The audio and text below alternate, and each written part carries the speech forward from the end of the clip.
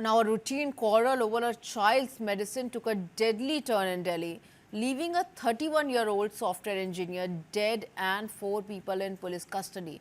Vinay Gupta, who worked with Adobe in Noida, was allegedly beaten to death at his Nihal Vihar home following the dispute with his wife. The couple had been married for around 3.5 years and had 4.5-month-old twin.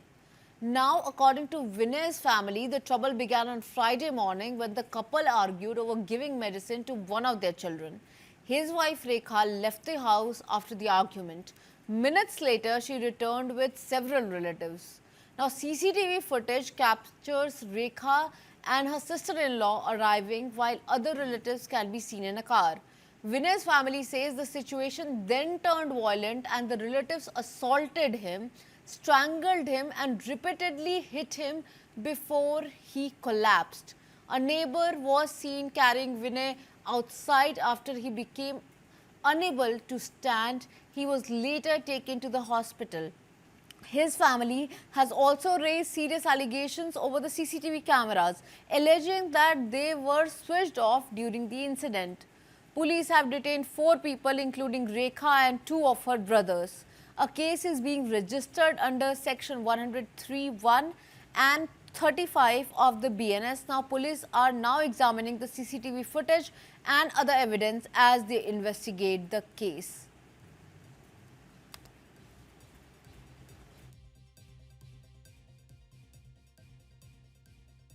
Delhi के निहाल विहार में software engineer पति की मामूली कहासुनी में उसकी पत्नी ने अपने मायके वालों को बुलाकर इतनी पिटाई कराई कि सॉफ्टवेयर इंजीनियर की मौत हो गई। दरअसल ये पूरा वाकया गुरुवार सुबह का है। बताया जा रहा है कि लगभग 4 साल पहले जो विनय गुप्ता हैं, जो कि एडोब कंपनी नोएडा में सॉफ्टवेयर इंजीनियर थे, काम करते थे, उनकी 4 साल पहले रेखा गुप्ता से शादी हुई थी और तकरीबन 3.5 महीने के इन दोनों के 2 जुड़वा बच्चे भी हैं, जिनमें एक बेटा एक बेटी हैं।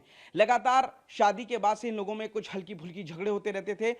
हाल में भी कुछ कहासुनी हुई थी, जिसके बाद रेखा ने कल सुबह अपने मायके वालों को बुला लिया। बताया जा रहा है कि मायके से 6 लोग आए थे। रेखा के भाई थे, पिता थे और दूसरे लोग थे, भाभियां थी।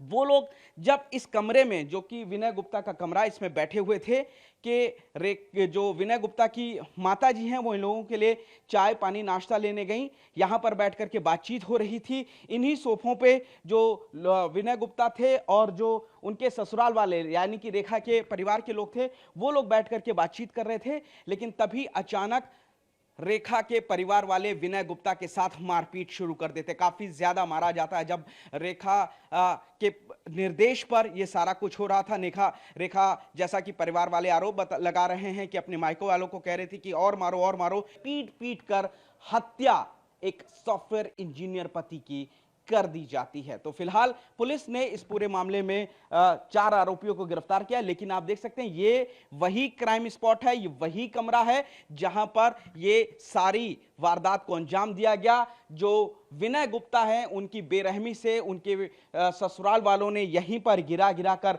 पिटाई की थी, जिससे विनय गुप्ता की मौत हो गई है। लेकिन इस हत्या ने सवाल खड़े कर दिए हैं रिश्तों पर, पति पत्नी के रिश्तों पर, कि कैसे मामूली कहासुनी पर एक पत्नी अपने पति की पीट पीट कर अपने परिवार वालों से हत्या करा सकती है। कोई औरत इतनी भी हो सकती है क्या जो अपने आदमी न मरवा दे? नहीं हो सकती। इतना अच्छा मेरा बच्चा,